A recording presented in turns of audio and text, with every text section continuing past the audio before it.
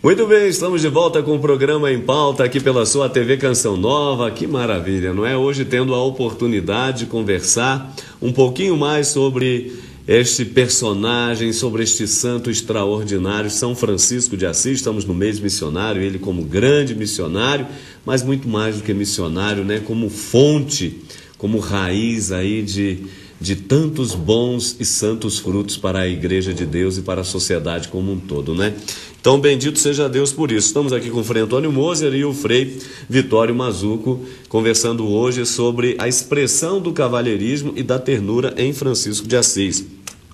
Nosso terceiro bloco, um pouco mais curto, porque os dois nós tivemos que ir um pouco mais além, mas vamos pegar aqui alguns outros pontos, traços de Francisco de Assis que chamam assim muita atenção e que eu gostaria que o Frei Moser e Frei Vitório colocasse para a gente aqui, sublinhasse para a gente esse aspecto. Como, por exemplo, o Frei Antônio Moser, agora nesse momento, quando se fala da ternura em São Francisco, a gente pensa logo naquilo que ele realmente fez, né? Naquilo que ele inventou, a iniciativa espetacular que ele tem e que hoje o mundo inteiro faz memória, que é justamente a confecção do presépio, não é? Muita gente não sabe que nasceu ali o São Francisco de Assis. Agora eu vou lhe dar o troco. Você diz que eu não vibro. Eu sempre que possível faço representações de Natal nas comunidades. Escrevi um teatro, uma peça muito simples, mas sobre o Natal sempre me fascinou. E aliás, as melhores recordações que eu tenho da infância, sempre junto do presépio do Natal. A espiritualidade que brota do presépio. Ora, isso é evidentemente um legado franciscano. Agora, muita gente não sabe, mas essa representação viva do presépio, lá na montanha de Grétio, com aquelas tochas, quem sabe com o jumentozinho, inclusive com os carneirinhos subindo, o povo subindo, cantando, né? Foi a primeira noite de Natal celebrada de uma maneira muito plástica. Agora, tudo isso, infelizmente, está se perdendo, no sentido que você tem muita luzinha, né? E em algumas cidades, até Petrópolis, já teve natais lindos, as ruas enfeitadas, mas com símbolos natalinos, e nós estamos perdendo. Eu acho que nós precisamos resgatar os símbolos, porque através dos símbolos nós chegamos à espiritualidade. E no caso, o presépio, meu Deus, fala. É um evangelho aberto, o presépio. Todas as criaturas convergem para o Criador. E na medida que converge para esse Criador, Deus Criador encarnado no seu Filho, nessa medida você encontra a paz, você encontra a harmonia, você encontra a poesia, você encontra a ternura. Ela brota, mas ninguém deixa de sentir ternura, não é, diante de um presépio. É verdade. Olha, um outro aspecto também muito belo, Frei Vitório, gostaria que o senhor colocasse para a gente, é aquele cântico de Francisco que ficou conhecido no mundo inteiro, né? Quem que não conhece o famoso Cântico das Criaturas, não é? O que, por um lado, faz aí uma alusão a obra da criação, a natureza, tem um contexto aí ecológico bonito. Inclusive o próprio Catecismo da Igreja Católica, no número 344, ao falar de ecologia, simplesmente cita esse canto estrofe por estrofe.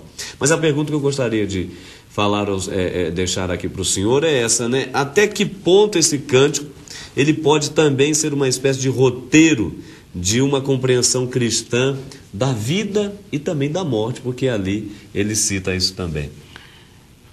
Existe uma frase de Francisco que ela é ampliada, né? Parafraseando mesmo a própria fala do santo. Pregue o evangelho, se precisar use palavras. Fale de amor, se precisar use palavras. Fale das criaturas, né? E se precisar use palavras. Esse canto ele compôs em 1224 e terminou nas vésperas de sua morte, em 1226. É um cântico que lembra uma escada, um hino, onde o místico faz essa subida para o céu. Esse grande encontro entre terra e céu, céu e terra. Ele começa com o Altíssimo, Onipotente, Bom Senhor. Diante da grandeza do Altíssimo, o silêncio, a contemplação. Nenhum humano é digno de mencionar o teu nome. Aquele silêncio contemplativo. Agora, onde existe a fala, onde existe essa revelação amorosa do Deus providente e criador? Nas criaturas. Então, Francisco vai elencando as criaturas para usar a linguagem do seu amor a Deus e da sua percepção da vida. É um grande encontro entre o seu eu interior, o seu núcleo, o seu centro, o seu cosmo interno com o cosmo externo. Por isso ele começa lá de cima. Louvado seja meu Senhor pelo irmão Sol, que é radiante, belo, jucundo, de grande esplendor. Vai falar do ar, das nuvens, da lua, vai descendo até chegar à Mãe Terra e à relva. Essa é a primeira parte do cântico.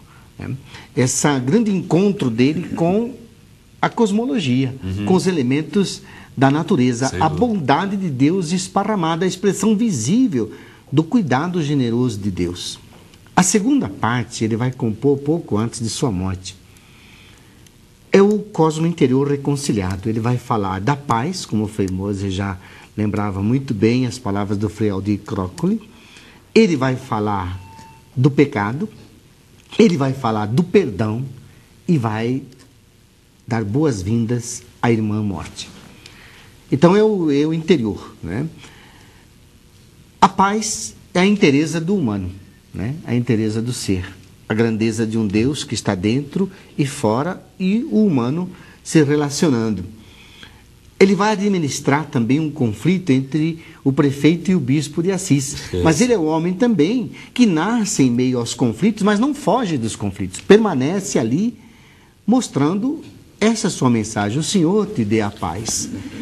O perdão, né? O latim medieval é maravilhoso e o italiano também continua usando essa palavra perdono, através dos dons. Perdoar é devolver ao outro o melhor de você mesmo, os seus dons, né, as suas virtudes, os seus valores, devolve ao outro. Então Francisco foi sempre alguém que mediou os conflitos da vida, mostrando o melhor da existência, né? E para ele existe uma morte que não é morte, né? Que é essa travessia, essa passagem. Quem viveu intensamente a vida construiu, né, a eternidade. Então ele tem uma passagem natural. Inclusive no dia 3 de outubro nós vamos celebrar toda a família franciscana aqui em São Paulo, no convento de São Francisco, né, às 20 horas, né, no Lago São Francisco. Os frades vão se reunir para cantar o trânsito de São Francisco. A morte que é bem-vinda. É uma morte que é a eternização no tempo, a realização. Francisco é o humano realizado. Hoje se fala muito de sucesso. Há uma diferença muito grande entre uma pessoa de sucesso e uma pessoa realizada. O sucesso passa. É verdade. A realização é para sempre. Então é um canto da felicidade, é o cântico das criaturas, o cântico do sol. E ele não escreveu isso nas tardes românticas da sua juventude lá na Úmbria. Ele escreveu isso após 20 anos de conversão. Já estava cego, com glaucoma, com malária, com câncer ósseo, quer dizer, sofrendo das dores no corpo, já quase não vendo as criaturas, mas mostra a paisagem da existência com todos os seus detalhes. Quer dizer, é um humano realmente que vai olhar a partir dos olhos do espírito, como diz o Frei José Carlos Pedroso. Então isso é fabuloso. É um canto escrito por ele. Inclusive tem um detalhe muito interessante. Qualquer livro de literatura italiana coloca esse cântico como o marco inicial da literatura italiana. Por quê? Porque ele vai escrever em italiano. Faz uma passagem entre o romanço e o italiano moderno. Porque até então todos os escritos que iam a público eram escritos em latim.